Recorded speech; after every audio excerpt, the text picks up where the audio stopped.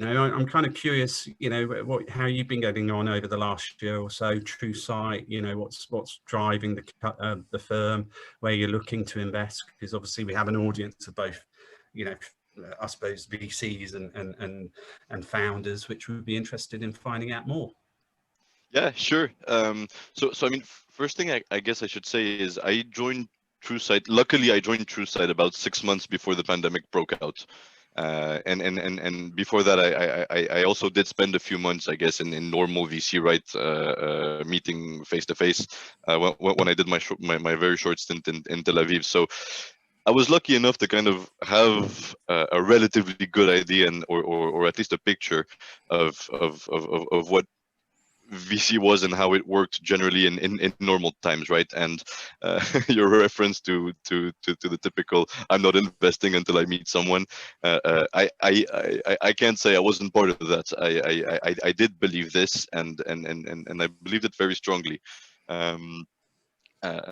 I especially at early stage, right? For us, the main part of our thesis is we're investing in brilliant founders, and to invest in brilliant founders, you have to identify them. And I think that to identify them, right, there's no better way than to do that in person.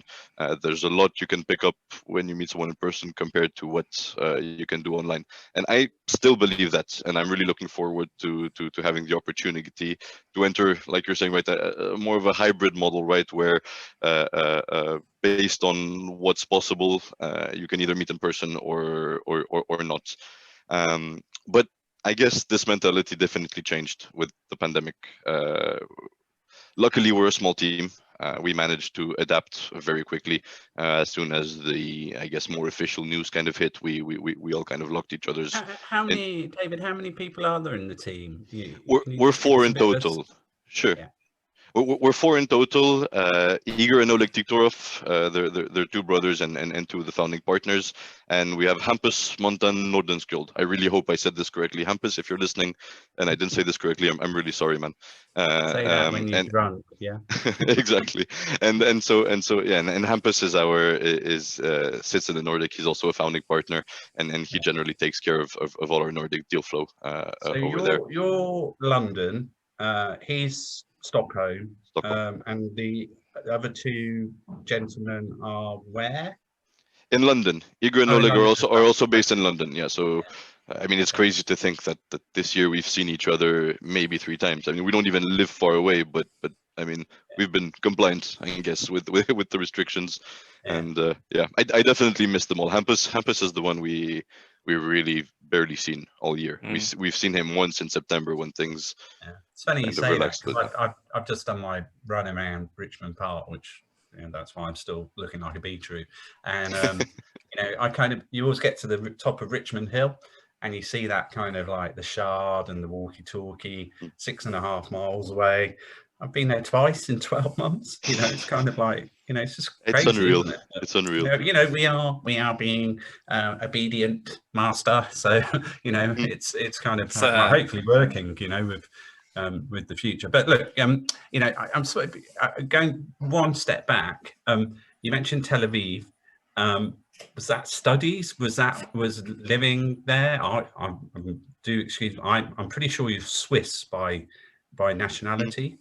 Yes, so I'm going to sort of get you wrong and say, oh, you're an Israeli. Just kind of like, was Israel? What kind of, because yeah, what's the connection? It's a hotbed of tech. Was that where you kind of the penny dropped for getting into VC?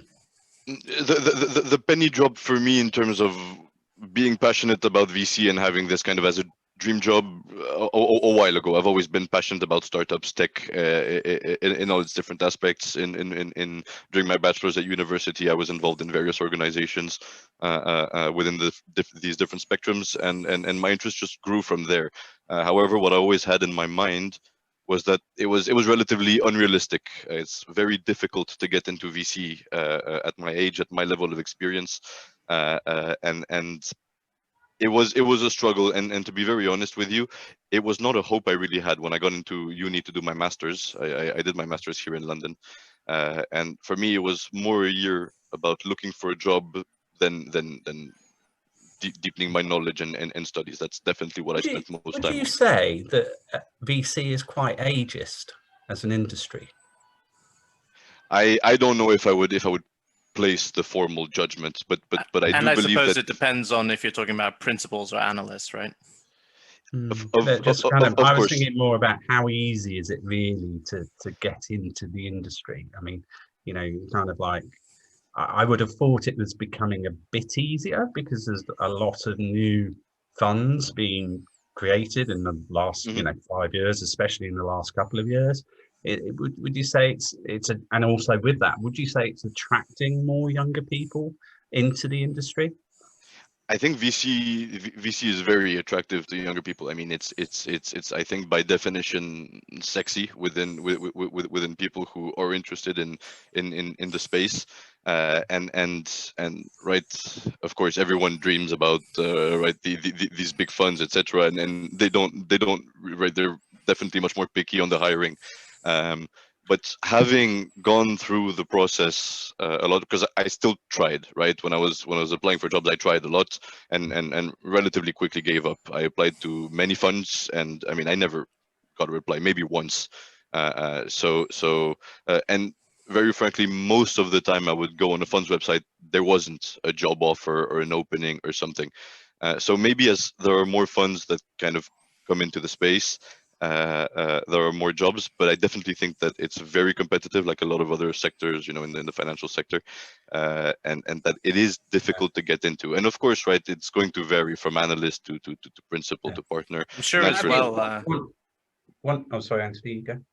I was going to say, I'm sure as well that it's a similar process of getting introduced to a VC as a potential portfolio company. You might need a warm intro to even get that interview. So I mean, that's definitely what happened to me, and right. So after failing many times, I kind of shifted my career search. Looked in consulting, investment banking, other areas of the financial space, some startups. Got a few job offers, but didn't really have anything that made me dream.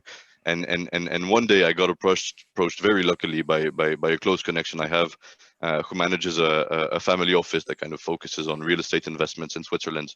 And he told me about a project that he was launching a VC arm in Tel Aviv, and he had set up a team, and that he needed an analyst to support, and that if I wanted it, the job was mine. We had a lot of trust between each other. We had a lot of past, so it wasn't the formal process, right? So I mean, I didn't think twice. I rejected all the other job offers I got, and decided to move to Tel Aviv. Which I did. So it started out as an internship, and they made me a job offer. And to be frank, I mean, it was an extraordinary experience, both the Tel Aviv sides and stepping into VC side. I frankly, I couldn't believe it. I thought this was something I had placed away from my mind, and joining VC now.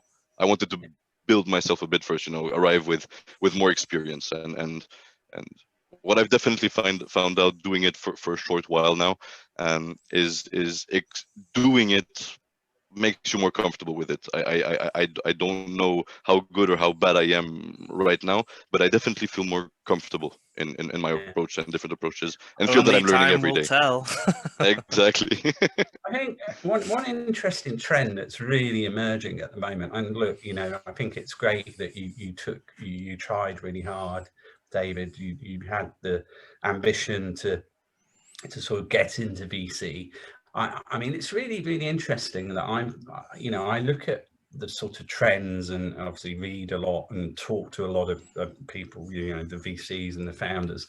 And, you know, there's clearly this movement at the moment, which I think is really great.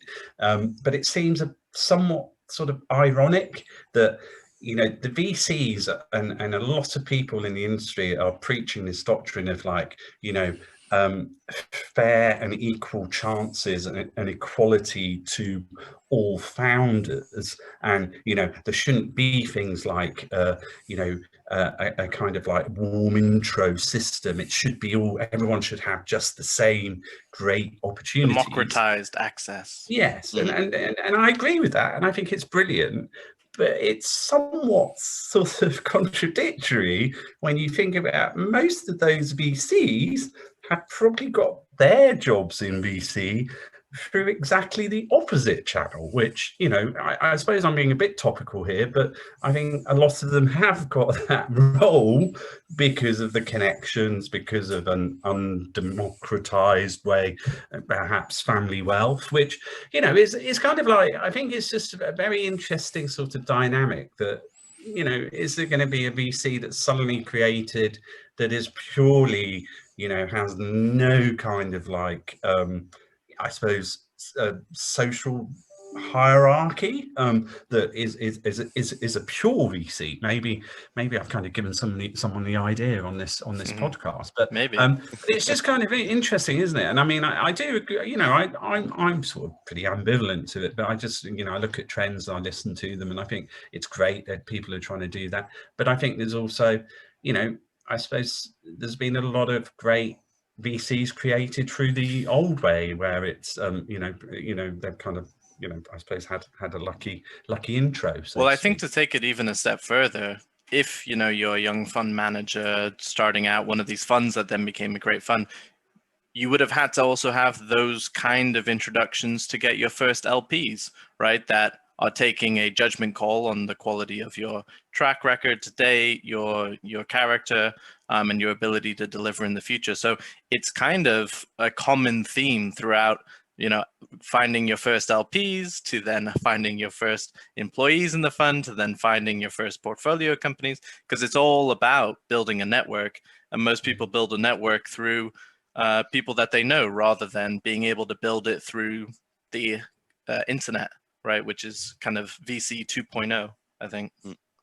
Would that, David, would that be a big, you know, piece of advice for anyone you potentially are talking to that might want to get into the world of VC? Is one of the top tips, you know, from a VC, is build that network, get out there, get talking to people, do the coffees, go to the Notwicks events when they come back, you know, and other ones that aren't as good, you know. So you know, just what would you say that's the top tip, or have you got other ones? I mean, I've got other ones, but this I would agree is a top tip, right? I think that a lot of the strength of VCs comes from their network, that it's very directly correlated, right? Anthony, to your point, LPs, right? Absolutely. A warm introduction is unfortunately or fortunately going to dramatically, right, increase your chances of developing a fortuitous relationship with said person. And I guess, right, this is not only VC. I mean in a lot of companies, right, this is how it works. As someone who's hiring, you want the most confidence that you're hiring the right person. So naturally, I'm not saying that right, the democratized and objective way of doing it doesn't work, but I do believe that as humans, we have a natural inclination to right, hire or be more comfortable with what we know. I don't think this is what should be the case. I know that is, for me, the case personally a bit more. I'm trying to put myself in the shoes of a young fund manager. I'm a bit stressed. I want to do well. I want the best people around me, and I naturally absolutely want people that I can blindly trust. Exactly. Blindly. You need to trust them blindly, and I think that this is something that you can only really judge with time and experience. So people that can vouch for that time and experience spent with someone who can in a way guarantee you certain guarantees, right, from a trust perspective, and it's kind of an efficiency. Yeah, you're borrowing that trust. It's exactly. It's not. I wouldn't see it as discrimination, but right, more about the nature of the beast. Yeah, exactly. I think it's quite interesting as well that if you then, going on a bit of a tangent now, but if you look at disruption in startups, and that's kind of was a big buzzword and now it's kind of lost a lot of meaning. But if you look at what actually happens with disruption, B2C disruption is so much more common, I think, in my opinion, from what I've seen, than B2B disruption, because B2B is more about enabling legacy players perhaps, or something like that. And B2C, you can have massive disruption because it doesn't have to rely on anybody besides just sort of the consumer, right, for a source of revenue. So I think it's also kind of interesting for B2B success. You also need to have these warm intros, and it kind of flows through like that. But B2C disruption, you don't necessarily need anything other than a great product, a great offering, that sort of thing. Yeah. So we kind of not really talked much about Truesight yet, which is quite interesting. But obviously we good debate on so far, guys. Really enjoyed it. So I mean, reading it back to Truesight. I think a question a while back was this year gone by. You've been making investments. Where have they been? What sort of size of investment do you do for any of the people who might want to come banging on that white door behind you and ask you for money? We wouldn't give your address out, obviously, David, but kind of what's been the overall scope so far? Sure, with pleasure. So maybe I can start with a quick introduction on Truesight and kind of how the team came about. So as I mentioned before, right, the partners Igor, Oleg, and Hampus, they met about 5-6 years ago when Igor and Oleg were actively doing angel investing on the side after having attempted to build their first startup. They went hard at it for a year and a half, but unfortunately didn't really find the recipe to scalability for it. So yeah, took a lot of great experience with them, but decided to shut it down, and they wanted to stay close to the founding space. So they started actively angel investing, and that's how they met Hampus, actually, who at the time was a founder and investor in a football fan engagement company. And I mean, I'm not exactly sure how they met, but they met, really clicked with Hampus, loved the company, decided to invest, and this is how this relationship kind of started. And for about 3 or 4 years, the next 3 or 4 years after that, they started exchanging a lot of deal flow and actually co-investing together as a small syndicate. So after a bit of doing that, the next natural step was for them to set up a fund. So that's how Truesight was born. That was at the beginning of 2018. We manage about $20 million US, and we issue tickets with average sizes ranging between 100 and 150k pounds. We focus our investments primarily around the UK and the Nordics, though we have been opportunistic, namely in the US and other regions in Europe. We primarily invest in software. Generally, by definition, we don't invest in hardware or any biotech. There are exceptions to everything, but that's kind of our general thesis, right? Complex stuff. Yeah, exactly. What was that? Can you tell me that again in that 10-minute pitch at Newable or wherever you were talking about earlier? It's like, I really don't get this.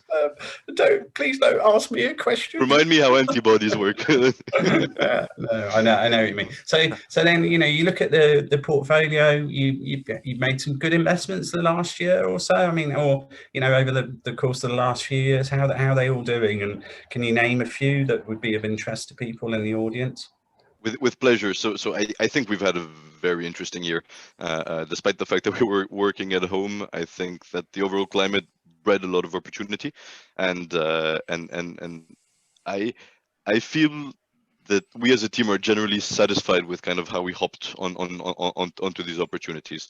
And actually, a few of the companies I'd like to name are except for one, are all companies we invested during the pandemic and who are already doing impressively well. So I mean, the first I'd like to talk about maybe is Omnipresent. I don't know if you guys heard of them. We invested in them back in July, I think. So raised about a 2 million seed round, and since then their progress has been stellar. What do? They basically set administrative footholds in different countries to allow companies to make it easy to allow employers to employ, pay, and support international teams much easier. The cost on hiring international workforces from a time and cash perspective is very high, and by having these footholds in different countries, they managed to basically undertake the whole process on behalf of companies. So when we invested in them back in July, I don't exactly remember how many countries they had, but not many. I think we were between 10 and 20 or something like that. Not sure. We knew that this was going to be principally a huge operational challenge. and we had a lot of confidence in the founders' kind of execution capabilities. And yeah, it turns out on that we weren't too wrong, because they established footholds now in 149 countries. Which is huge, and they recently raised in December a Series A where they raised about 15.8 million. Wow. So yeah, honestly, an interesting company. They now have a team of 50 people across the organization. So yeah, no, Okay. very interesting company. I interrupted you there. How many people? 50 people across the organization. Great. And then, so when you see this company, you all four of you have to go thumbs up, and is it I'm not a kind of- partner. So Okay. I'm an analyst. So my thumbs up is more advisory than anything. That's the initial. That's the first thumbs up to bring it to the IC, right?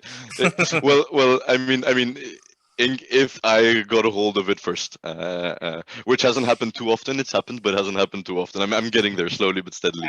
Now, I know for a fact on the present, there were a number of the other UK VCs, I think, were involved in that particular.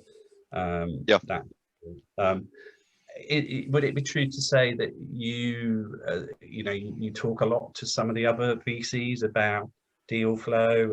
We had the lovely Kathy on, actually our first guest, and she was telling us how she's got so into VC, she goes out on Saturday afternoons with other VCs socially to talk about VC and deal land. And I'm just curious, like, have you forged that type of ecosystem? Truesight, you tend to invest with certain other VCs, or and you socialize. Yeah, absolutely. Right, kudos very principally to my colleagues who are just unbelievable networkers and kind of relationship managers. I was impressed by their network when I first met them, but I haven't ceased to be impressed. The more I spend time working with these guys, the more I discover, right, how good they are at making the network bigger, but also at maintaining what they've built. And from that, I'm really learning a lot. And I think these are really essential qualities for VCs, and believe that all three are really like as good as as each other. So that makes it very strong. We have great relations with VCs and angels. Are there any in particular that you work with a lot? Are there any of the Nordic ones, or any particular names in London? Yeah, across the Nordics, I have strict instructions to give no names today. Okay. So I won't be doing that. But you're right, principally around the Nordics and the UK. Igor and Oleg are LPs in quite a few funds also in the VC space, right? Which gives a very nice foot in. So these particular founders that you find, and this really intrigues me. What is it that you think, oh my God, this is the one? Do you have a light bulb moment in a meeting where, and what would be that sort of driving kind of magic moment that Truesight is looking for, that the other the partners are going to go, this guy or this lady are fantastic? Like when you've got a winning hand in poker and you're just sitting there excited. Try not to smile too much. Yeah, I got your poker face on. That's a very difficult question. I'm not sure how to answer it, but I'm gonna try. I'd say that in most cases where we ended up investing, when the call started and about 15-20 minutes into the call, I would get a feeling that my colleagues are loving this and that we're just extremely impressed by this founder. It's I don't know how to explain, but is it the frequency of questions or the enthusiasm? Is there some anticipation running up before the call? Look, I don't want to make generalizations, right? There are great founders everywhere. There are introverts, there are extroverts, there are the quieter ones. You've got the scientific ones. There are no generalizations. No, there are no generalizations. What I witness though is that when the founder when you can feel enthusiasm, and through this enthusiasm you can really feel the deep passion, I can say that for this already does something. That this transmits a feeling to the people they're pitching to, right? That in a way, I guess, creates some kind of bond. Of course, naturally, right? Once this happens, right, and we're all on a consensus. Look, we love that guy or that girl. Then, right, of course, we still go through the process, right? We deep dive, we do our research, we send sets and sets and sets of questions, and we do all the work behind it. But I must say that in really most of the cases where we ended up investing, we really had this strong consensus that we really liked this founder more than average, and it came for diverse reasons. But if I can say one thing that often applies is yeah, this enthusiasm, this passion, and of course this deep knowledge for the space and business they're in, right? You really feel that there is no question that is going to destabilize this founder. Just, you know, an image and a portrait of strength. Once again, not a generalization. Yeah, no, but when you are following up and you're doing the deep dive and you're sending them questions, you're looking at the financials, you're going over absolutely everything. Are you doing that with a mindset of we really want this founder to succeed because we really like them? Or are you doing it with a mindset of we don't believe this and we think there's something that's voodoo about what they're saying? I'm kind of like always curious to sort of, are you trying to not trick them, but are you set to on or are you set to off? No, so just to clarify, right? No one's ever trying to trick anyone. This is not the point. We analyze deals, I believe, very objectively, and when we ask questions, it's either right to alleviate a concern or just to clarify something we absolutely need to understand if we're going to financially involve ourselves in this business. Regarding in terms of if it's to try and look for something that's wrong or to kind of prove ourselves right on I mean, I guess it depends, right? It depends on the initial contact with the deal. It depends what our kind of first impressions are. If it's a deal where we're kind of on the fence on, once again, it's always going to depend, right? But it's always about, I guess, deepening our knowledge around it to formalize our opinion around it and just come to the most relevant and informed unanimous consensus among us as possible. Do you find that I'm sorry, Chris. Do you find that you guys often invest on the first approach when you get approached by a company, or is it maybe a second or third take where you make some opinions on the first time that the first round that you see, and then you wait to see if those came true, and then maybe invest on the second round? What I've always been rarely do that. Yeah, we rarely do that. I think I've put companies on our watch list since I've been working there maybe 4 or 5 times.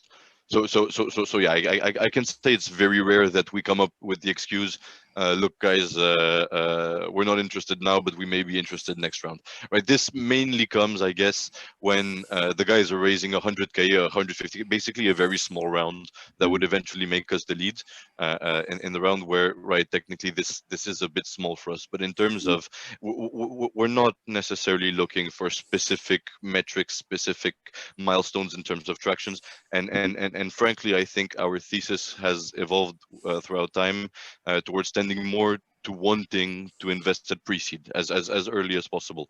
Was there a question maybe around our process in this, Anthony, or did I answer your question? No, I think you got it there. I was going to ask on, so when you're having that kind of internal debate and this sort of, I suppose, a quandary around a particular company or founder, do you ever kind of like go to the external sources, like the other VCs, and have a chat with them as to what they're thinking? Sure. Kind of seek counsel. So on some of them that does that happen? Sure, it does. We're careful, right? And something we really like to remind ourselves often is that we come up with our own conviction when it comes to making a decision on investment. So any external information we seek is to, right, once again, broaden our knowledge and show us different perspectives and different trains of thoughts. But ultimately, we really make it a mission to have our decisions made by us and only us, and based on our own conviction and research. But of course, the guys are connected to other VCs. Often we are connected to the VCs that are either already or planning on joining this cap table, and yeah, we chat amongst ourselves. Okay, and how has that sort of trend line of investment played out, David? You tended to invest in any particular verticals. You've made how many investments so far since you've been in this hot seat, so to speak? So the guys previously as an angel syndicate did about 15, and now so from our fund we've done over 40, and I guess I've been there for about at least 30 of them, if between 30 and 35. So and the ratio on that is, you've looked at to get to that 30, you've looked at 300, 3,000 a year. What's the dynamic? I'd have to dive into our analytics. I'm not sure. I'm not sure. It's a big number though, isn't it? I imagine. I think we had Dan on last week from Superseed, and I nearly fell off my chair because he said he has over, was it 5,000 pitches sent to him a year? I think it was. Is that right? Basically, it worked out to about 10. It was like 10 a day or something. Yeah, it's mental. And you know, they just had a really kind of like easy streaming system where they kind of, you know, obviously the venture scouts and then a team of analysts, and they chop them out. I think that was basically what he said, wasn't it, Anthony? And so Dan actually 5,000 a year. 5,000 a year. That's massive. He said that he also like gets eyeballs on, right? The vast majority of them. Yeah. Wow. Yeah. So I mean, what would your number be? Do you think? Rough finger in the wind, David. I would say between 1,000 and 1,500 a year. Okay. We're four guys. Yeah, no, I mean that's important. And Dan's a machine. and yeah, and it's already difficult to keep track of all the deal flow we have. Yeah, I'm not sure more is the solution. I guess we're striving for more quality. Yeah, and that's the trick, isn't it? We're all striving for that. I mean, you know, the businesses we consult, you know, we knock back 80-85% of them, I'd say, probably, Anthony. Yeah, I think it relates back to our earlier point of the efficiency of a warm intro, right? Saves you a lot of time. Mm-hmm. And that's why I suppose people like Notwits, because we always do our research on the businesses we advise. So, but then, you know, looking at your the verticals again, David, what's the trend line there? We are pretty vertical agnostic, I'd say, right? As I said, we generally do not touch hardware or biotech, but otherwise fairly agnostic. We actually love the food space. I wanted actually to talk about an investment we've made recently called Dishpatch. I don't know if you've heard of these guys, but if you haven't, I strongly recommend you try their products. So basically what these guys figured out is that there is basically no way of getting hot food delivered without compromising on quality, whatever the food is, right? If it's warm, and what these guys started doing in the midst of lockdown is partnering up with relatively high-end restaurants, and who were shut down. Where a lot of them were trying to develop kind of their own meal kit system or own kind of way of getting their food without compromising on quality to customers. But the logistical effort for them was just massive and clearly did not make sense financially either. And so what Dishpatch did is now they're partnering with restaurants in London and deliver nationwide prepped meal kits to people. So that means that from a kitchen's point of view, all they have to do is do the prep, which is something that does not alter their process at all, right? They just they do the prep, and Dishpatch takes care of the rest. They package, they ship, they take care of all the logistics, and offer an amazing deal to the restaurants compared to a Deliveroo. right? Yeah, I've got some friends. Yeah. I've got some friends that are massively into this trend, and it was last April I wrote something actually, and one of the trends that I predicted was this dining in at home instead of going out. And yeah, it's the quality is a lot better than what you would get otherwise. No offense to some delivery platform. No, of course.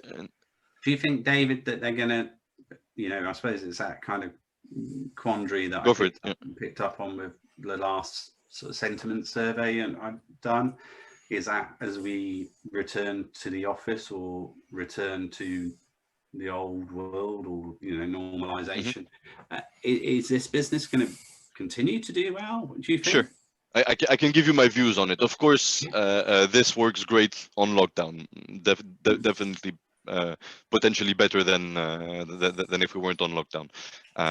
But what I find very interesting about this business, what we understood is that whatever complexity you're cooking with, right, up to a certain level, I guess, 95% of the complexity of the food is within the preparation. Right, so the remaining 5% is the cooking, and this is honestly something that is very doable with instructions.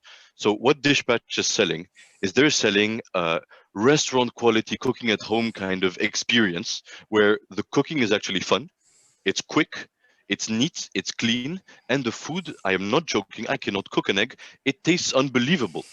It tastes unbelievable. I order every, if I can, because they're always sold out every week, but generally every 2 weeks since they're always sold out. And I always amaze the missus with a restaurant quality meal. And the way they do it, right? It's restaurants prep during the week. Okay, they pick up the meal kits on the Thursday, deliver nationwide on Friday, and it's kind of an activity that people get during the weekend. So people, sure, lockdown is going to end and people are going to be able to go to restaurants, but I mean, who's going to go to the restaurant every meal of every day, right? And right, even in a weekend, right? Are you going to go 4 or 6 times?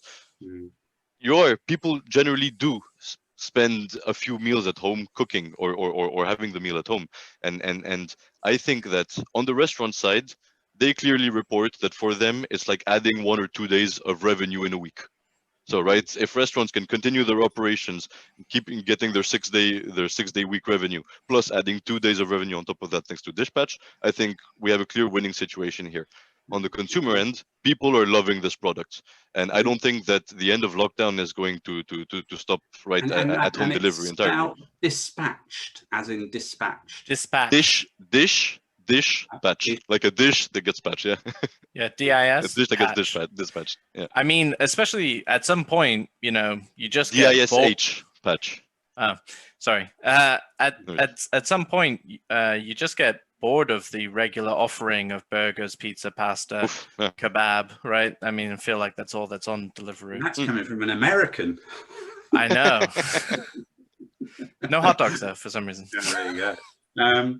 So moving on a bit, of those 1,500 odd sort of decks you see, and when you get to meet some of these founders, when you find it down, we're always interested to find out, what advice would you have, David, for founders as they're kind of like pitching to you and you see them implode in your very eyes because they're saying things that are completely, they don't seem comfortable. And I'm kind of like curious, what tip would you give to founders when they're pitching to you? To me or to investors in general? Both. Is there a difference in the advice that you would give? I mean, I don't know. I think everyone has a personality, and in a way, everyone is approachable in a different way. We've had some answers in the past, like don't be arrogant and say, when you ask about their TAM, I think one. Yeah. You can Google it. I remember that one. Yeah, that was a classic. And then another one was, don't lie because we're going to find out whether you are lying. Yeah, and you just trash your reputation. Exactly. I've luckily, I mean, maybe I haven't uncovered any lies told to me by founders yet. But anything you'd have as to, like, you know, wear a suit. Actually, there are one or two things I could son as do. he's going to schools, and he never does it. I've actually recently had a case, and also had a case a few months ago, of a founder presenting a very interesting business, and the founder really undervaluing himself and even almost doing self-deprecation, right? I love self-deprecation with friends. It's very fun, right? But in an investment meeting, right, you want, I guess, to come out the best you can, right? And when you're presenting a good solid business, I mean, these guys really were solid businesses. On the one I had a few days ago, I was alone, and the one before that, it was Igor and myself on the call. And on that first one, it was where it was Igor and myself. We were genuinely very interested and excited about this business, and at the end, the founder said something very weird. The founder said something like, but we don't have the gut. I don't know. Like, we don't have the guts to approach like the bigger VCs because we don't think we're the founders they're looking for. Wow. And we were like, why? Why did you? Like, you know what I mean? We were. Yeah. I like this advice. Be proud and confident of the opportunity that you're presenting. Founders, in my opinion, founders are heroes. I GitHub code. Say that. Should be I love code. For me, whether the founder is building an interesting business, one that doesn't fit our scope, it doesn't matter. For me, someone who genuinely has the courage and actually acted on that courage to found a company is something I'm going to, by definition, admire a lot. I do not have the guts to do this, and that's why I'm not a founder. And I really admire founders in other way, shape, or form, and I believe that they all have the merit to sell themselves in the most positive light. So, yeah. I guess this would be my main piece of advice, because I've seen it recently, right? Don't undervalue yourself, and don't undervalue your company. Yeah, good. And I like that. On the Truesight, you know, you've got 20 million. I think you mentioned was the number. Have you got plans to sort of launch another fund in the next 12 to 18 months? If what would that look like? Sure. So without going into too much detail, we're nearing the end of our deployment cycle for primary investments. So right, we still definitely have our funds for follow-ons, but we are down to our last few tickets when it comes to primary deployments. So things are changing a bit here, and we are slowly thinking. We're actively thinking about our next fund and fundraise. And yeah, this is all in planning stages and hoping to execute as soon as possible. Yeah, and you know, sort of roughly what I found through my conversations with some of the lovely people that we've had on the show, and just in general at Notwix, it seems to me the case, if you do a good job with the first fund, you generally get more money for the second fund or the third fund. You know, it usually doubles or triples. I'm just sort of curious, do you have confidence that you're probably going to go in that direction as well? For me, this is my first time doing this completely, right? I'm going to enter a completely new path, and so I'm not sure how much my perspective is going to be useful. Well, but I mean, what I can say, right, is we were planning on raising this fund earlier. The goal was to get started earlier, and what COVID delayed for us, right, is some companies ending up raising a bridge round instead of raising a proper formal Series A that we can then, right, properly represent on a deck, as these are some serious unrealized gains and growth metrics that we can show you from a fund perspective. So right, this is why it's been delayed a bit, but we're starting to get these results in, and so my confidence that we're going to be able to do this grows really every day. So yeah, would you guys and it was high at the base, because I really trust my colleagues. They're good. I think the kind of interesting debate we've had from other people we've talked to, that there is naturally, through COVID, there was a bit of a twist amongst the LPs back to the more traditional established or I suppose players in the market, and away from the newer incumbents. And what the conversations we've had over the course of this year, since we've been doing the podcast, is that there seems to be a lot more of an appetite for the newer players like yourselves that have had success, and then also brand new funds. The sort of it doesn't seem to be that all this sort of chatter about 2018, 19 and being like the major sort of peak point of new money and new funds coming into the industry. It seems that we're just sort of continuing that, and it's starting to accelerate again in 2021. I hope you're right, Chris. I really hope you're right, and that we're going to be able to benefit. I think we've done a lot of very great things. I think we've definitely shown that we hit above our weight class, and I believe that this is something we're going to be able to show and prove in LP meetings in the future. Yeah, and good. And I mean, also, great experience for you. Again, going back to the point about young people in the industry, you're going to potentially take part in a fund, raising the funding and going around with the partners and learning that whole ecosystem of which I imagine is not completely different, but it's different, isn't it? I mean, was it Anthony? So we were talking to some people about who are raising funds, and you made the point, Anthony, that if you think it's hard to get money? Yeah, so if you think it's hard to raise money as a startup, I got to imagine that it's even harder raising money as a VC.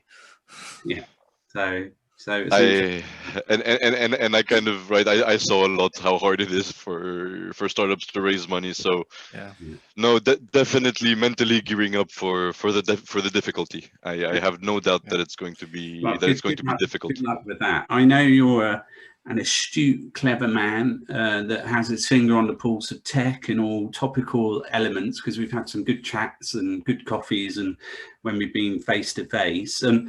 We're quite curious about the more on vogue trends, and what your opinions might be on things like SPACs, Clubhouse.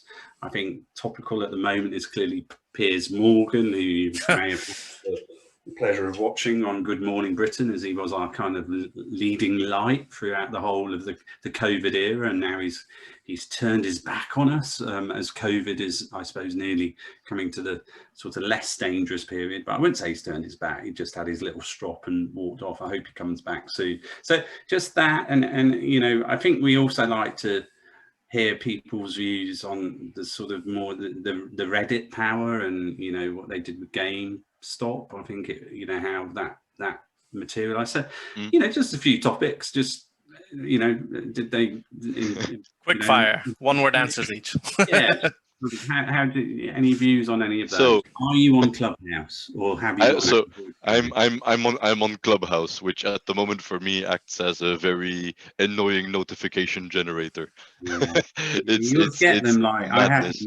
I had one this week as I was going to bed, and I'm like, I really don't want to at 11:30 get on join our call with talking about nonsense, with people talking nonsense, and I'm like, no, I'd rather go to sleep, thank you. No, it's right. In this job, you're on the phone a lot. Yeah. Right. And as much as I love it, when my work is done, the last thing I want to do is be on the phone. Yeah. And listening to people talk mainly about themselves, which I mean is what I've encountered kind of so far. It's just not my number one go-to when I want to kind of relax. I've seen very interesting talks, very interesting things. Better things to listen to are fun stars and fan stars. There you go. Yeah, you learn something. Can you have a bit of a laugh with all our gaps and our exactly? But I still feel like I'm doing extra hours on Zoom. And I don't know.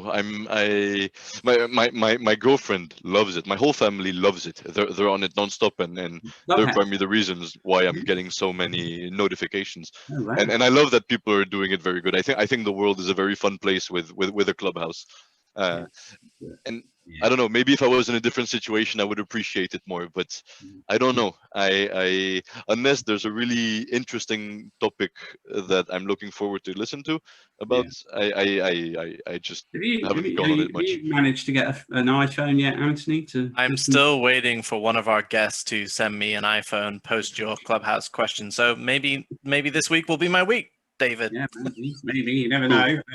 I'll walk you in. There's a walk-in feature. You follow the whole Reddit saga as well, David? Yeah. I did. That was fun. That was very entertaining. Yeah. Thank God I did not touch the GameStop. Saga's not over, right? They've got the second hearing at the House Financial Services Committee coming up. I can't wait. The first one was so entertaining. Effing Deep Value won't be there, unfortunately, because he was funny. Although all he said was, "I love the stock," or "like the stock." I like the stock. Yeah. Roaring Kitty, as he's known. There haven't been any more GameStops that I've missed over the last few weeks. I mean, it's still going. It's still going. It's back up to like 250. Yeah. And obviously, you've got AMC has just announced that they're opening up all these cinemas, so that one's going on. It's hilarious. Although I do feel like now that the subreddit has hit 7 million, the quality has kind of gone down, and now there's all these separate ones popping up, like Wall Street New, Wall Street Elite, all the stuff. But it all seems like propaganda when you just look at the hot feed. And then did you follow Piers Morgan and what happened there, David?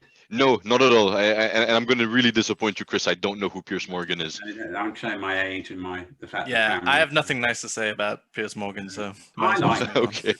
I like people with opinion, and he's got one. But obviously, he didn't really give a very good opinion on, I think, the whole royal family saga. Which... I just love that the weatherman got his comeuppance. Yeah, so I mean, Piers Morgan said some horrible things on air. The weatherman called him out on it, and then Piers Morgan stormed off in a strop. But what I loved about that story was it was after an incident previously where the weatherman had walked off and Piers Morgan had called him a bunch of names. So I was like, yeah, revenge is a dish best served cold. What were the horrible things he said on the crowd? It was a line. He was very out of order about the whole Meghan Markle situation, which was. I'm just afraid because I don't know what being out of order means. He was minimizing mental health issues as well, and basically said that he didn't believe Meghan Markle when she said that she was in dire straits. So okay. In the royal family, which was wrong, really wrong. But which is a shame because throughout the period of whole lockdowns over the last year, some of the stuff he's said about the NHS and some of the great stuff he's done has been, he's really shone a light on key needs of the UK population. But anyhow, I mean, we won't dwell on this too long because I think we're running out of time. So we're always keen to hear what people are watching on the television. So if you sound like you're a very busy man, David. So if you did have time to when you're not on Clubhouse. No, it's definitely not on Clubhouse. Is there anything you'd recommend to the viewers and listeners on Netflix or Amazon or that you? I'm a Formula One fan, and Drive to Survive season 3 came out today. So that's the weekend. For me, that's what I'm excited about for this weekend. You're gonna close the blinds, get the drive simulator.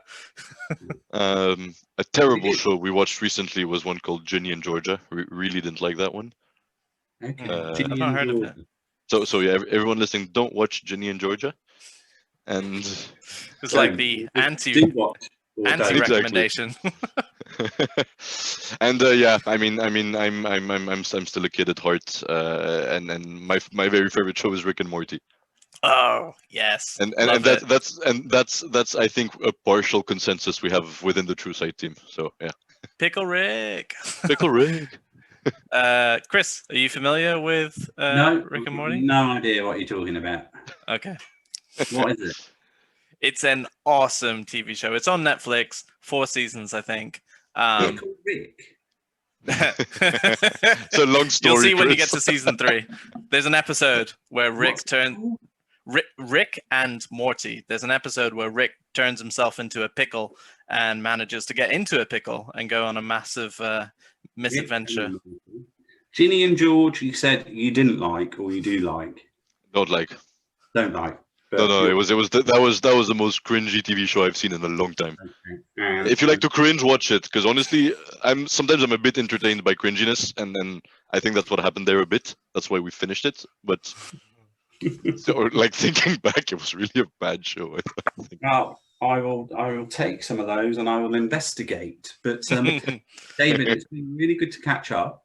Thank you, and have a lovely weekend, and thanks for your time, and thanks for the insights on Truesight. I think you've got a great business there. You know, I love the passion that you show for what you do, and keep up the good work.